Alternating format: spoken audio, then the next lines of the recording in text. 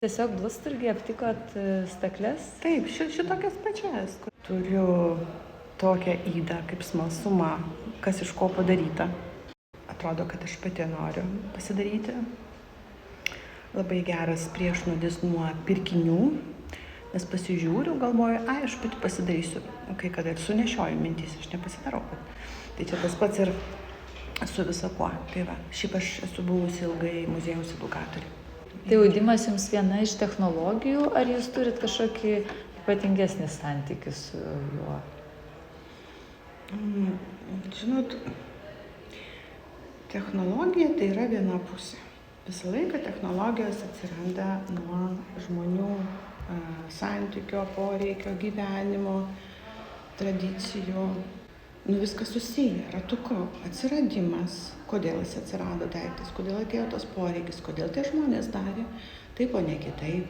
Vadinasi, atsiranda ir galimybių visokie dalykai, ir atradimų, išradimų. Bet šiaip tai, tada kaip tik buvau asmeniniai tokiai kelioniai į Švediją ir sustojom miestelėje, o ten miestelio šventė.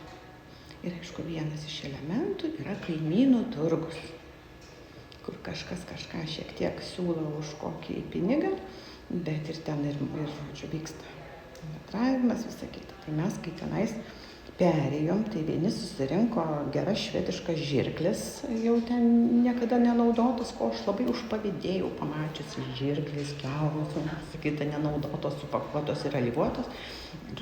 Bet aš to negavau. Užtat gavau už visiškai centus kažkokių dar, rankdarbiai, tai va, tai tą apirusias staklytes pasiėmiau, bet taip iki šiol ir nepasiruošiau susitvarkyti.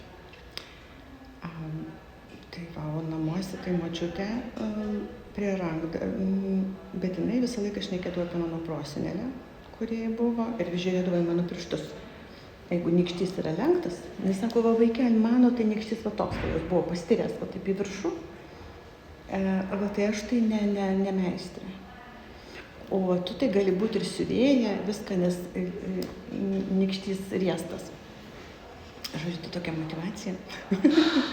Nesvarbu, kaip ten iš tikrųjų, neištikėjau nei ką, bet, toks, smagiai istorija. Tai žodžiu, ir mano prosenelė labai ten viską darė, viso miestelio mergaitėms siūdavo lėles su porcelianiniam galvytėm arba tiesiog cėpliaus keraminiam galvytėm. Tai va, ir panašiai. Tai vis, tai vaikeli, va, žinok, tai, žodžiu, į mūsų mamutę. Ačiū. Tai va, o tada audė mano tėvų bičiulė, neseniai amžinatilsį, kurios aš siūliukus visus paveldėjau ir visokius dalykus ir liekanas staklių, jinai staklė savo ratelį yra atidavusi ir buvo audimo manufaktūra tokia jūsų kolegų, nežinau, kad ten jau kokią formą tos įmonėlės ar tiesiog klubo. Tai jinai ten atidavė, žinau, kad ratelį, paskui dargą, tai va, tai staklių juostų audimo radau tik tai su metmenimis, žodžiu, dalis pas ją Rusijai. Tai va tiek va. O kai nusipirkau dabar sodybą Aukštaitijos nacionaliniam parke, tai viskas supuvę, visas namas supuvęs. Valiau šiukšlės visas, spaliai ant aukšto supuvę, radau detalės nuo sunykusias, supuvusias nuo staklių, nuo ratelio, nuo visokių tokių daiktų. Ir labai mažai vietų buvo, kur buvo sausa arba nesupuvę. Ir vienam luite tokiam spalių sausų dau šaudyklę. Ir kas yra reta, ornamentuota. Galėsiu turėti, tų namų, tos vietos žmonių palikimą. Tai sakau, tai toks viskas supuvę, viskas sunykę, bet ta šaudyklė dar yra ornamentuota ir aišku, jinai daryta iš kieto medžio, viskas su ja ir kažkaip laimingai, bet toj daly, kur buvo, nu, žodžiu, nesupuvę. Tai va. Tai nuo to, tai visi tie, žinot, ko žmogus ieškai, tą randi. Bet kadangi aš barbė devyndarbė, tai yra Ida, tai 9 matai 10 vadas. Tai iš tikrųjų nieko nemoku, faktiškai profesionaliai kai ką galiu, truputį įgūdžių turiu, galiu parodyti, galiu ką, tai ir sakiau, kad labiausiai, kadangi muziejuje buvo gobelenų daug, tai kaip jie kuriami, audžiami, tai va šitą visą ir truputį daugiau žinau. Neseniai dar nunešiau gobelenų skiautas autentiškas į Gudėno centrą, nes buvo tada davę, žinot, ten jie kraustėsi visą kitą, aš išėjau iš to darbo, laikiau ir sakau, tu kažkaip reikia atiduoti jums. Tai va, tai tas istorinis, aišku, gobelenas klasikinis, ne, dabartinis meninis yra vėl jau kitoks jo gyvenimas. O ta klasika yra. Tai va.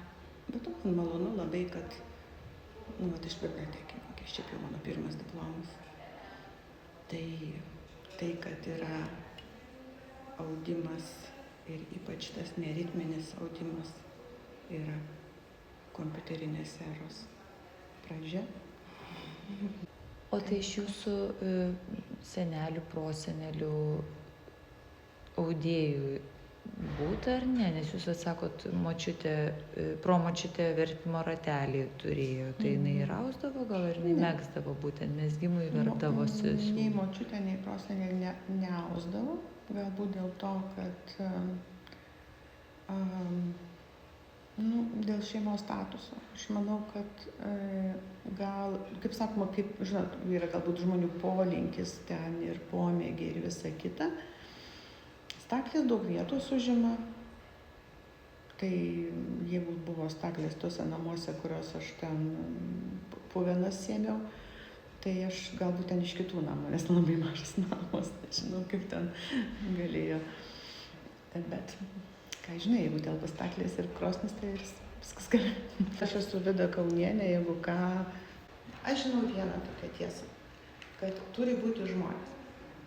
Jeigu tik tai bus staklės arba dar kas nors, tai jeigu norim papildomų nereikalingų daiktų, tai tvarkoja. Edukacijai darė tikras pagal istorinius duomenis rėmą gobeleninio audimo. Taip. Tik tai tiek, kad vėlgi, reiškia, man nebuvo didelės žalios šviesos. Profesorė Bogdanėje gražiai pašnekėdavo, net ir buvom ir pas direktorių susitikę ir visa kita. Neįdomios jiems tos technologijos. Aišku, dvaras, aš valdovų rūmuose. Dvaras, tai yra vienas dalykas. Ir tame dvare, pavyzdžiui, menotyrininkai, jie nežinodavo technologijų.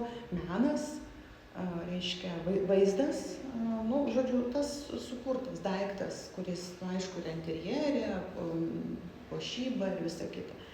Jinai, kaip jisai atsiranda, nežinau.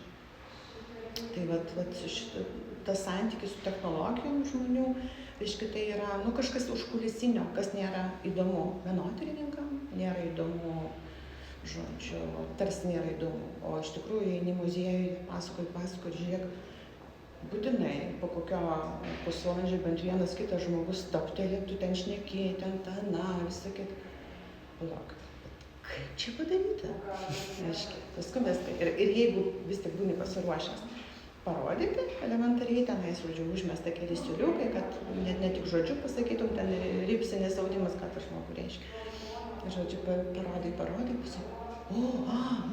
tai žodžiu, tas prasiplečia ir iki tokios gelmės, aš suprantu, kad apie paveikslus, apie gal kažkaip daugiau žmonės žino ir nežinau, nebūna tokio vau, ten apie dažus nepasakoja ir gal ir nėra tokio poreikio, bet apie šituos tokius, tai būna tas, kaip čia ir tada žinau, kad 2/3 grupės į tave žingsnis, jeigu tu kažką parodysi, kaip čia yra padaryti.